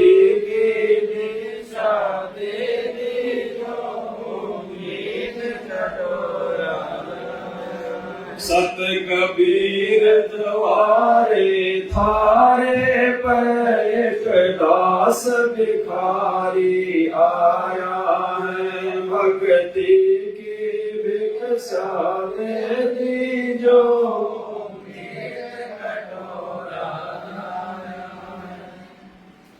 ध्रुव जैसी आस नहीं और प्रहलाद जैसा विश्वास नहीं। ये परमात्मा, हम तो इस कलयुग में निकृष्ट जीव हैं। हमारे अंदर तो आपसे इतना ज्ञान लेने के बाद, सच्ची भक्ति लेने के बाद भी ध्रुव जैसी आस भी नहीं है, उम्मीद भी नहीं है भगवान प्राप्ति की। हम लग जरूर रहे हैं, लेकिन अंदर से अभी भी वो कसक नहीं है। जबकि ध्रुव 5-6 साल की उम्र बताई परमात्मा ने, और जैसा भी ज्ञान था उस समय लोकवेद के अनुसार जंगल में चला गया। लोगों ने ये कह रखा कि भगवान जंगल में जाने से मिलेगा, तपस्या करने से मिलेगा, गुफाओं में जाने से मिलेगा। तो जैसा उस समय भगवान की प्राप्ति का जो भी उल्टा सीधा मार्ग था उसने तुरंत पकड़ लिया और जंगल में चला गया। रास्ते में परमात्मा ने दया बख्शी उसके भाव देख के, क्योंकि मालिक अंतर्यामी है। अगर गुरु के अंदर अगर वो कसक नहीं होती, परमात्मा नहीं मिलता उसको, वो धक्के खाता फिर जंगल में। सामने से परमात्मा आ गए नारद जी का रूप बढ़ा के, बोले बेटा कहां जा रहा है? गुरु जी भगवान के लिए जा रहा हूं, भगवान पाऊंगा। बोल कहां? जंगल में। बोले जंगल में थोड़ी मिलता है, बोलो जी और कैसे मिलता है? बोलो गुरु बनाना पड़ता है। तो उसी समय ध्रुव उसके पिछले संस्कार थे, तुरंत परमात्मा के चरणों में गिर गया कि जी आपसे बढ़िया गुरु और कहां मिलेगा फिर। और परमात्मा ने उसको मंत्र दिया और 6 महीने के अंदर अंदर उसने परमात्मा प्राप्ति कर दी। विष्णु का ध्यान लगा के विष्णु रूप में परमात्मा आ गए। बोले मांग बेटा क्या मांगता है? बोले जी मेरे को राज दे दो। परमात्मा ने कहा रे नालायक, अरे ये तो मैं तेरे को वैसे ही दे देता, मांगने वाली चीज मांगनी चाहिए थी तेरे को। भक्ति मांगता, कोई वैकुंठ मांगता, मुक्ति मांगता, ये तो मैं तेरे को वैसे ही दे देता। लेकिन उसने तो राज्य के लिए तो सिस्टम शुरू किया था। तो कहते हैं राज्य प्राप्ति के लिए भी ध्रुव ने जिस लगन से भगवान की प्राप्ति करी, भगवान में ध्यान लगाया, कसक लगाई, आज आप और हमारे अंदर तो सतलोक के लिए भी वो कसक नहीं है उसके जितनी भी। इसलिए परमात्मा कहते हैं महापुरुषों की जीवनी को देखकर विचार करो, तुम्हें तो वो भक्ति धन मिल गया जिसके लिए लोगों ने लाखों साल जंगलों में शरीर गाड़ दिया और फिर परमात्मा के छाया के भी दर्शन नहीं हुए, तुम्हारे सामने तो साक्षात आके प्रकट हो गया। तो भाई और बहनों, भक्ति को प्राथमिकता हमने अंत तक देनी पड़ेगी। ध्रुव जैसी आस नहीं, प्रहलाद जैसा विश्वास नहीं। प्रहलाद भगत के जैसा विश्वास चाहिए परमात्मा की प्राप्ति के लिए, जिसके विश्वास को देखकर भगवान को भी नरसिंह रूप धारण करके आना पड़ा। 84 बार भगत प्रहलाद को घोर यातनाएं दी गई उसके बाप के द्वारा, हिरण्यकशिपु के द्वारा। कभी ऊंचे पहाड़ से नीचे फेंक दिया, नीचे परमात्मा ने फूलों की सेज बिछा दी, जंगल में बियाबान में सर्पों के बीच में डाल दिया।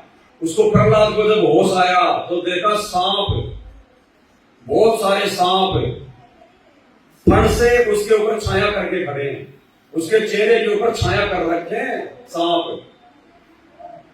और भी ना जाने कैसी कैसी यातनाएं दी, होलिका के माध्यम से आग में जलाने का प्रयास किया, लेकिन उस प्रहलाद ने अपना विश्वास नहीं तोड़ा अपने परमात्मा से।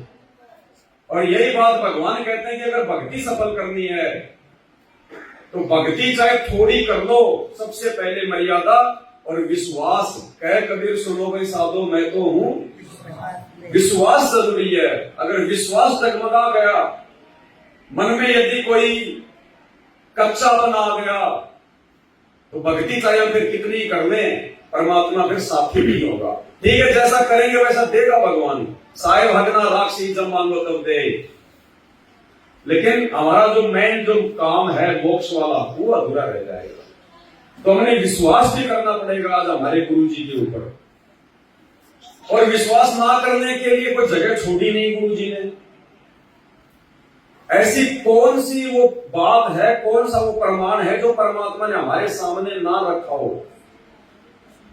जो मंत्र दे दिए, मंत्रों को उन्होंने साबित कर दिया, महापुरुषों की जीवनी से, उनकी पुस्तकों से साबित कर दिया कि भाई देखो ये लिखे हुए हैं और इन्होंने भी यही मंत्र जाप किए, वो गवाही दे रहे हैं।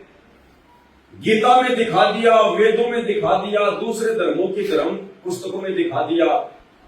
और उसके बाद जो भगवान के जो गुण होते हैं, उनके शरण में आने के बाद में जो सुख मिलते हैं, वो सुख दे दिए गुरु जी ने, जो लाख जन्म में भी हम लोग नहीं प्राप्त कर सकते थे। हमारे दादे परदादा खेतों में हल चलाते चलाते मर गए, पूरी जिंदगी एक जोड़ी कपड़ा और एक जूती।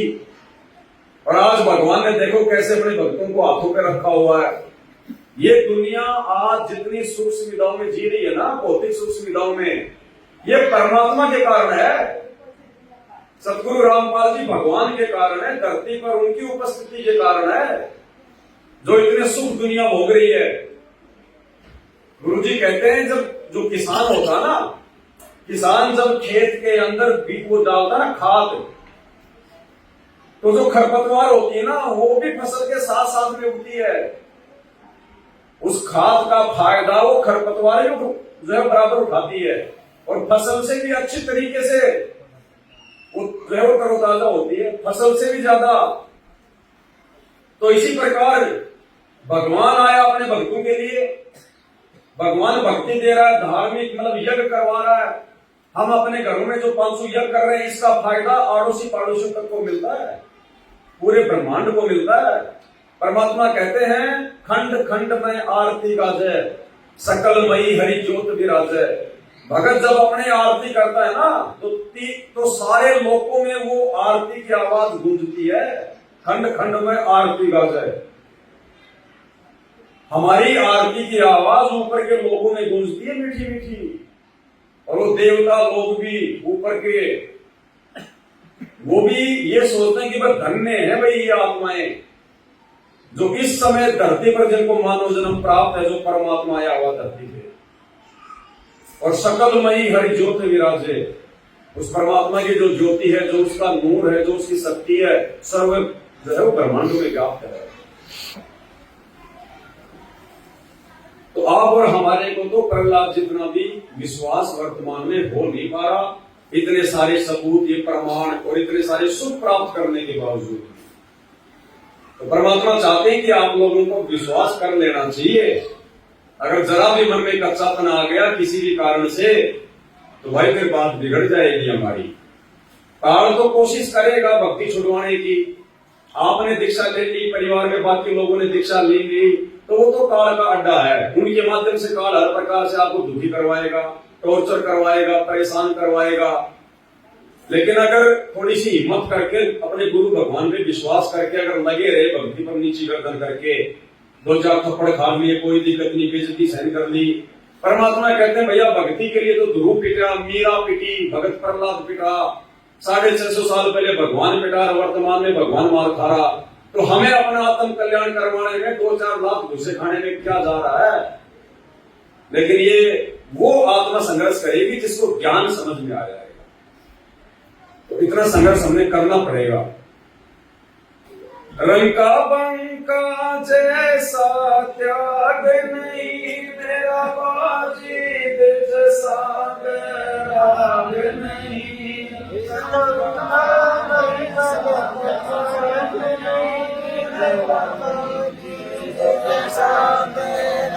मेरा कर्मा जैसा भाग नहीं, जिसका आन के चढ़ा खाया है। भक्ति की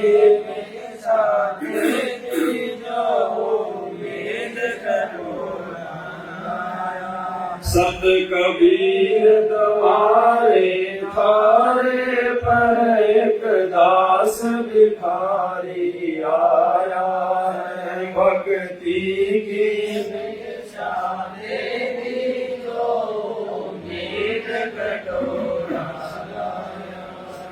रंका बंका जैसा त्याग नहीं, मेरा बाजीद जैसा बैराग नहीं।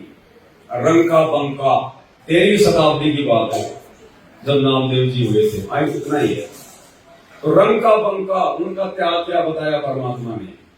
गरीब परिवार, सुबह खा ले शाम का पता नहीं, शाम को खा लिया सुबह का पता नहीं, जंगल से अपनी लकड़ियां वगैरह तोड़ के लावे, अपना गुजारा करें। और इस कदर उनको भगवान का ज्ञान हो चुका था उस समय, जबकि वो तो मोक्ष का समय भी नहीं था। रोजाना सत्संग भी सुनने को नहीं मिलते थे। सत्संग में बैठते थे तो इस भाव से बैठा करते थे कि कोई हमें डिस्टर्ब ना कर दे। ऐसे ही गुरुदेव ने बताया, सत्संग में बैठे थे रंका बंका दोनों, उनकी बेटी बंका जो है वो घर पे थी और सत्संग चल रहा था। अचानक से बेटी दौड़ के आई, बोले माता जी क्या हुआ? आग लग गई झोपड़ी में। अब आप और हम होते तो सोचो क्या करते, छोड़ लेते, उसी समय भाग लेते, 2-4 और भागते अपने साथ में। और उन्होंने पीछे मुड़ के देखा, बोला क्या हुआ? बोले आग लग गई झोपड़ी में। अब एक ही झोपड़ी और उसी में सारा सामान, ओढ़ने पैरने खाने पीने का। उन्होंने कोई रिएक्शन नहीं दिया। बोला क्या बच गया? बोला बाहर में जिस खाट पे बैठी थी वो बची है। बोले उसको भी डाल दिया, ना रहेगा बांस ना बजेगी बांसुरी। अगर वो खाट नहीं बचती तो कम से कम तू दौड़ के तो नहीं आती, सत्संग में हमारे को डिस्टर्ब तो नहीं करती। बोले बाहर में जाओ, उस खाट को भी डाल दे और आजा तू भी बैठ के सत्संग सुन ले। अब वो बेटी भी तो उन्हीं की थी, जाके खाट को भी डाल के आ गई, आगे सत्संग में बैठ गई। सत्संग पूरा हो गया। अब देखो विचार करने की बात है भाई और बहनों, ये हकीकत बातें हैं। गुरुजी हमें कोई हमारा मन बहलाने के लिए नहीं बताई। उनको पता है कि तुम्हारी झोपड़ी जल गई, कुछ नहीं बचा घर पे, रात को सोएंगे कहां उसका भी ठिकाना नहीं, खाएंगे क्या उसका भी पता नहीं। अपने गुरुजी से भी शिकायत नहीं करी सत्संग के बाद में, गुरुजी से भी जाकर नहीं कहा कि गुरुजी आज तो सत्यानाश हो गया, हम तो आपका सत्संग सुनने आए थे, हमने तो सुना था कि जो संतों के सत्संग में जाता है पीछे से भगवान उनकी रक्षा करता है, उनका नौकर बन के रहता है उनके घर पे, उनका चौकीदार बन के, और भगवान हमारा तो सत्यानाश हो गया। कुछ नहीं कहा, आशीर्वाद लिया, दंडवत करी, वापस अपनी जहां भी थी झोपड़ी आ गए। और गुरुजी ने बताया, मुक्ति बोध में लिखा हुआ है, वापस आकर और झोपड़ी के आगे जो पेड़ था उस पेड़ की छाया में बैठ गए और नीचे बैठकर तीनों परमात्मा की ही चर्चा करने लगे कि आज तो गुरुजी ने बड़ा जबरदस्त सत्संग सुनाया। अरे आज तो गुरुजी ने वो कथा सुनाई, भाई वास्तव में हम तो क्या भगत है, झोपड़ी जल गई, राख हो गई, उसकी चिंता नहीं, कोई बात ही नहीं करी। और सत्संग की बातें करते करते रात्रि हो गई, ना भोजन पानी कुछ नहीं, और वहीं पेड़ के नीचे वहीं सो गए तीनों। इतना विश्वास अपने गुरु पर, एक सोचने की बात है भाई और बहनों, आप और हमारे अंदर किसी में वो गुण नहीं है, किसी में नहीं है। सुबह उठे तो देखा वहां पर एक की बजाय दो झोपड़ी बनी हुई है, नई कचाकच, जैसे अभी बना के गया कोई, दो झोपड़ी। और फिर हमें गुरुजी क्या समझाना चाह रहे हैं, देखा झोपड़ी बनी हुई है, सारा सामान भरा हुआ है, राख का कोई नामो निशान नहीं, जली एक और झोपड़ी बनी दो। और आकाशवाणी हुई कि बच्चों ये झोपड़ी मैंने तुम्हारे लिए बनाई है, जाओ तुम इसके अंदर प्रवेश करो।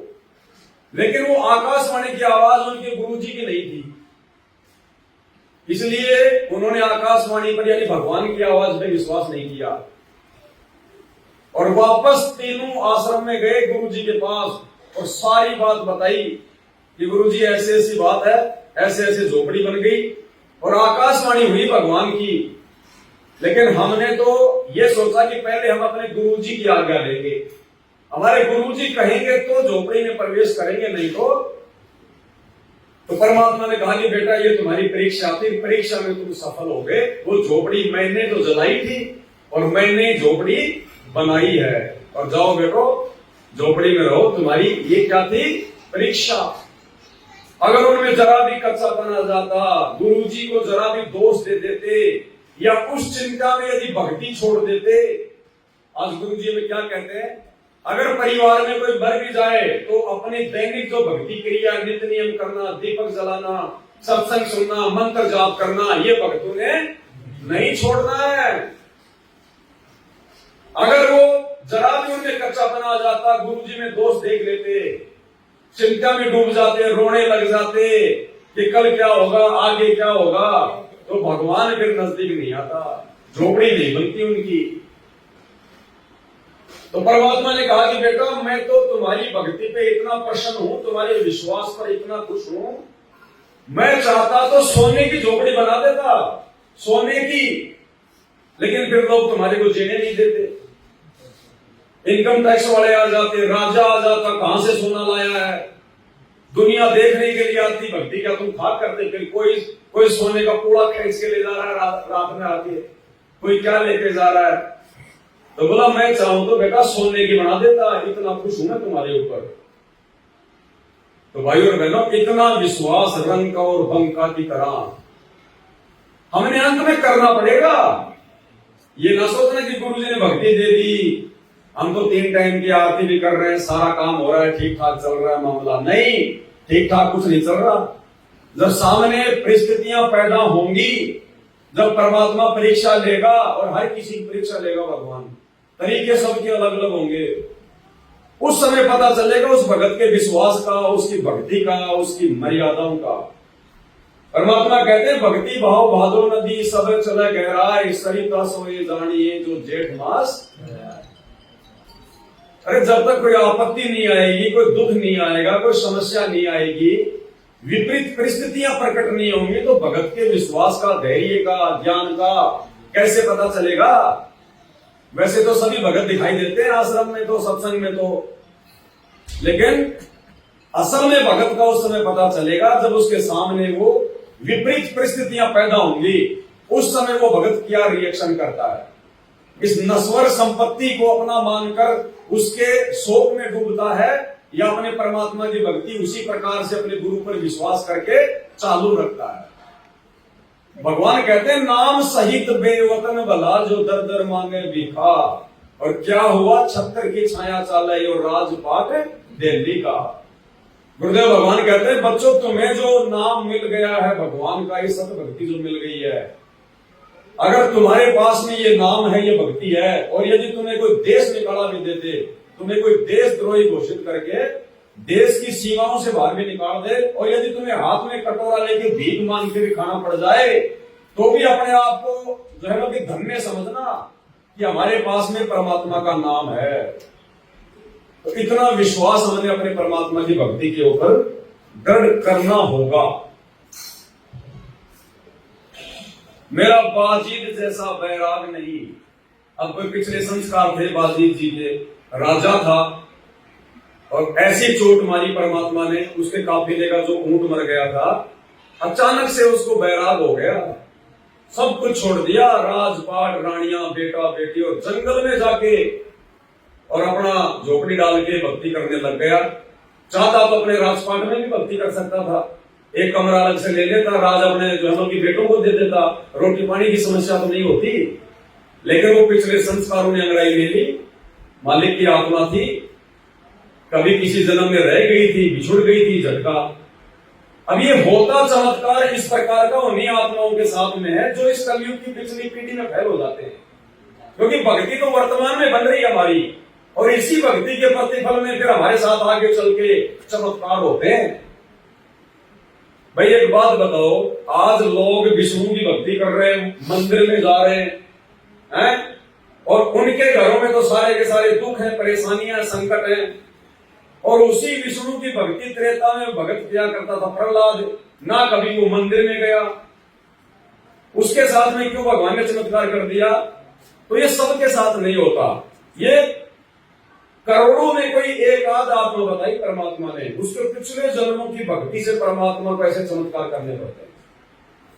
मीराबाई के जहर को ही परमात्मा ने अमृत क्यों बनाया? लाखों लोग मर रहे एल्ड्रिंक खा खा के, कीटनाशक जहर पी जाते हैं, शराब पी जाते हैं, गोली रिएक्शन कर जाती है, इंजेक्शन रिएक्शन कर जाता है, वो भी तो भक्ति कर रहे होते हैं श्री कृष्ण की। तो मीरा पिछले जन्म जन्मांतरों की परमात्मा की भगत थी, और पिछली पीढ़ी में उसका पैर फिसल गया था, इसलिए अगर परमात्मा उन आत्माओं के साथ में रहते हैं, यानी हम भगवान को दुखी करते हैं, फिर इस मोक्ष के टाइम में पार ना होकर हम भगवान को फिर दुखी करते हैं, क्योंकि भगवान ने भक्ति के प्रतिफल में आना पड़ता है, ये उसका नियम है। जो जन मेरी शरण में पाता हूं मैं दास, और गैल गैल लाग्या फिरूं जब तक धरती। आज हमें परमात्मा ने जिस कदर ज्ञान के रंग में रंग दिया है भाई और बहनों, हमें ना तो अपने भगवान को वर्तमान में दुखी करना है, और ना इस भक्ति से पीछे हटके फिर आगे के युगों में भगवान को दुखी करना है, और फिर हम भी फिर वहां दुखी हो जाते हैं। विदुर विदुराणी जैसा सम्मान नहीं, मैं सम्मान जैसा यजमान नहीं, जैसा सम्मान नहीं, मैं सम्मान जैसा यजमान नहीं, और सेवों कुर्बान नहीं, जिसने शीस तुले लाया। भक्ति की भिक्षा दे दी जो उम्मीद कटोरा लाया है, सत कबीर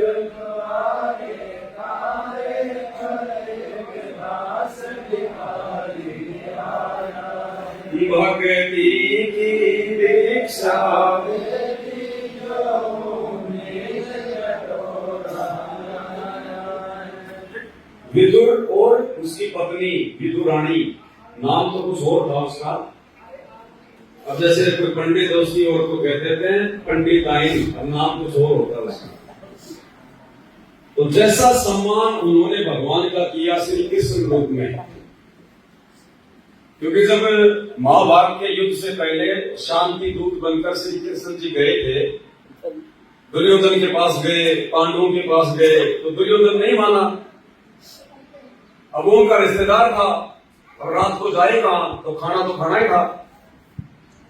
तो श्री कृष्ण जी ने सोचा कि अगर मैं दुर्योधन के यहाँ खाना नहीं खाऊंगा तो ये तो बड़ा जालिम आदमी है, दुष्ट आदमी है, मन में ये दोष पैदा कर देगा, और पांडवों के अगर खाना खा लिया तो भी ये नाराज होगा, पांडवों का नहीं खाया तो वो नाराज होंगे। तो ये सोच के श्री कृष्ण जी तो अपना बैठ के रथ फिर निकल दिया अपनी मथुरा। अब उधर से जो विदुर था उसके भाव बहुत अच्छे थे, वो परमात्मा ने उसको जो है उनकी भगत बीज बताया। अब उसकी इच्छा थी बहुत ही दिन जरूर पहले से कि भगवान कभी हमारे घर पर भी आए, भोजन पानी करें। लेकिन भाई और बहनों, श्री कृष्ण जी भले 3 लोक के स्वामी है, विष्णु के अवतार है, लेकिन वो एक राजा थे और एक जीव है, उनमें भी मान बढ़ाई है, ऊंच नीच का भाव है। अब श्री कृष्ण जी उसके घर जाना नहीं चाहते थे कि भाई वो मतलब जो है गरीब परिवार से था, लेकिन उस विदुर के भाव को देखकर कबीर परमेश्वर सतगुरु रामपाल जी श्री कृष्ण जी का रूप बनाया और विदुर के घर पे परमात्मा चले गए। अब उनको विश्वास ही नहीं हुआ, जैसे नेकी और सम्मान को विश्वास नहीं हुआ कि हम गरीबों की झोपड़ी पर हमारा भगवान, वो तो हक्का बक्का हो गए, देखते देखते सकल की तरफ ऐसे ही। तो कमाल बोला है, 2 आदमी खड़े रखोगे क्या, भगवान को अंदर नहीं बुलाओगे? तब उनकी वो चौंध टूटी। तो ऐसे विदुर ने तो हक्का बक्का रह गए श्री कृष्ण जी को देखकर, क्योंकि उस समय श्री कृष्ण जी बहुत बड़ी तोप थे। भाई जिसने जो है कंस को मार दिया तो बहुत बड़ी तोप बने हुए थे, कंस के चाणूर को मार दिया था उस समय तक, तो बहुत बड़ी तोप थे। तो वो बड़े अचंभित हुए कि भगवान आज हमारे घर पे, हमारे दरबार पे। उनको अंदर बैठाया, फिर जैसा हम लोग सुनते हैं कि वो उनके प्यार में इतने पागल हो गए कि वो जो विदुरानी थी वो भगवान को खिलाने के लिए वो केले छील रही थी, और छील के वो केला तो नीचे डाल रही और भगवान को जो छिलके खिला रही। उसको ये नहीं पता मैं केले खिला रही हूँ, छिलके। तो परमात्मा ने वहां गए और उनके छिलके भी खाए भगवान ने, जैसे बिरणी के झूठे पेड़ कोई रामचंद्र ने थोड़ी खाए थे, वो तो राजा का लड़का था, वो तो शकल में नहीं देखता ऐसे। खुद परमात्मा सतगुरु रामपाल जी भगवान, ये कबीर भगवान, इसको चाहे कबीर कहो चाहे सतगुरु रामपाल जी कहो, बात एक ही है। त्रेता में उसको मुनिंद्र कहते थे, द्वापर में करुणा में, सतयुग में उसको सतसुब्रत कहते थे। अब अगर हम कहीं पे सीधा अगर हम मुनिंद्र ऋषि का नाम लेंगे तो हमारे दिमाग में कौन आएगा? कबीर भगवान। तो ऐसे चाहे गरीबदास जी कहो चाहे सतगुरु रामपाल जी कहो, ये कबीर भगवान ही है, इनका वेदों में नाम कबीर है। बाकी तो न जाने असंख्य रूप बना के, असंख्य नाम धर के परमात्मा कितनी बार आए, कितनी बार गए। तो परमेश्वर अपनी अच्छी और प्यारी आत्माओं के विश्वास को बनाए रखने के लिए इस प्रकार की लीलाएं करते हैं। विदुर विद्रोणी जैसा सम्मान नहीं, यानी आप और हम तो आज भगवान का इतना सम्मान करने के योग्य भी नहीं है। अरे सम्मान तो दूर की बात है, हमने तो उल्टे कर्म करके बरवाला कांड में भगवान को दुखी करने के लिए जेल में बैठाने पे मजबूर कर दिया। सम्मान क्या खाक करेंगे? विदुर विद्रोणी जैसा सम्मान नहीं, मैं सम्मान जैसा यजमान नहीं। सम्मान कितना बड़ा यजमान था, अपना बेटा काट दिया भगवान की इज्जत के लिए। अब जानबूझ के भगवान ने परिस्थितियां पैदा की उस समय। सम्मान के भाग्य में अपने बेटे का सिर काटना लिखा हुआ नहीं था। परमात्मा ने बताया ऐसा उसके भाग्य में नहीं था कि वो अपने बेटे का मतलब सिर काटे। परमात्मा ने परिस्थितियां पैदा करी। अरे क्या कोई आपको 1 किलो आटा भी कोई उधार नहीं देगा क्या इतने बड़े गांव में? और क्या और दिन क्या उनको उधार नहीं दिया करते थे क्या? लेकिन जिस दिन भगवान उनके घर पे गए, पूरे नगर में घर घर जाके आ गए, जो भी कुछ उनके पास में था वो गिरवी रखने को तैयार हो गए, लेकिन 1 किलो आटा किसी ने नहीं दिया। क्या संभव है ऐसा? भगवान की प्रेरणा से नहीं दिया किसी ने भी, क्योंकि मालिक ने लीला करनी थी, उदाहरण पेश करना था, उस कमाल की आंखें खोलनी थी। 1 किलो आटा भी नहीं मिला और परिस्थिति ऐसी पैदा हो गई, उनको अपने बेटे का सिर काटना पड़ा कि आज यदि हमारे भगवान यहां से भूखे पेट चले गए तो ये नगर डूब जाएगा। ये ऑटोमेटिक सिस्टम होता है। आज तो खैर परमात्मा संत रूप में धरती में प्रकट है, ये मोक्ष का टाइम है। नहीं तो जिस कदर लोगों ने आज भगवान के साथ में जो नाइंसाफी की है ना समझ के, ये सत्यानाश हो जाना था पूरी जगह की धरती का। और देख लेना आने वाले समय में इस हरियाणा में जितनी काल है, चाहे वो तबाही मचाएगा, उतनी कहीं नहीं मिलती हिंदुस्तान में।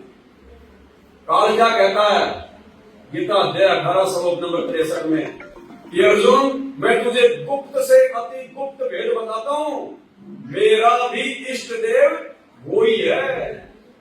भाई जब काल के इष्ट देव को इस कदर दुखी किया जाएगा तो काल क्या करेगा? गुरु जी कहते हैं राष्ट्रपति को अगर कोई पत्थर मार दे तो राष्ट्रपति कुछ नहीं कहता, वो पुलिस वाले दे ही तोड़ते हैं उसकी। तो ये काल आने वाले समय में दे ही तोड़ेगा। त्राई त्राई माम मचेगी धरती के ऊपर, क्योंकि काल को भी मौका मिल गया कि मेरे इष्ट देव के साथ में ऐसा दुर्व्यवहार, यहाँ पे भूकंप और बाढ़ और अकाल पता नहीं क्या क्या आएगा अभी 2 से 3 साल में। अभी तक तो खाली हम सुन रहे हैं, ये शुरुआत हो चुकी है। तीसरा विश्व युद्ध होगा, टलेगा नहीं। भगवान ने रमणी में लिख रखा है, आवेगा दक्कन से दीवाना काबुल का, काल किलकिलियम गल है तुर्काना। ये तीसरा विश्व युद्ध होगा, भगवान ने लिख रखा है और तबाही मचेगी। ऐसे हिसार जेल में बैठे हुए संत रामपाल जी को कोई परमात्मा नहीं मानने वाला, और ये भगवान है, ये मनवा के छोड़ेगा। जीव का जो स्वभाव है वो होता है कि भगवान ना मानूं, और भगवान का स्वभाव है भगवान मनवा के छोड़ेगा, हराएगा, जीवों को औकात याद दिलाएगा परमात्मा।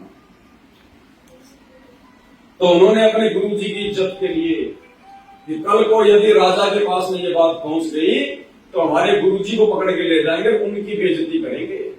और वही गुरु जी की बेइज्जती अगर हमारे कारण हो गई तो हमारा तो जीवन धिक्कार है। अपने बेटे का सिर काट दिया।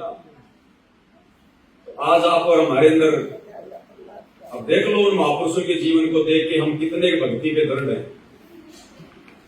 अगर भाई और बहनों थोड़े से अगर बुद्धि से विचार करें, हमारे अंदर तो सामाजिक जीवन जीने की कॉमन सेंस भी नहीं है। भक्ति तो बहुत दूर की बात है, वो कॉमन सेंस भी नहीं बची है। 90% संगत का ये हाल है, बुरा हाल। जगत में और उनमें कोई अंतर नहीं है, सिवाय संत रामपाल जी के भगत होने के ठप्पे के। सिर्फ इतना है कि बाबा रामपाल जी का भगत है, बाकी जगत में और भगतों में कोई अंतर नहीं है। जगत वालों में भी सोच विचार है, कॉमन सेंस है, भगतों में नहीं है, लकीर के फकीर है। बंदी छोड़ सतगुरु रामपाल जी भगवान की जय हो। सतगुरु रामपाल जी भगवान की जय हो। बंदी छोड़ सतगुरु रामपाल जी भगवान की जय हो।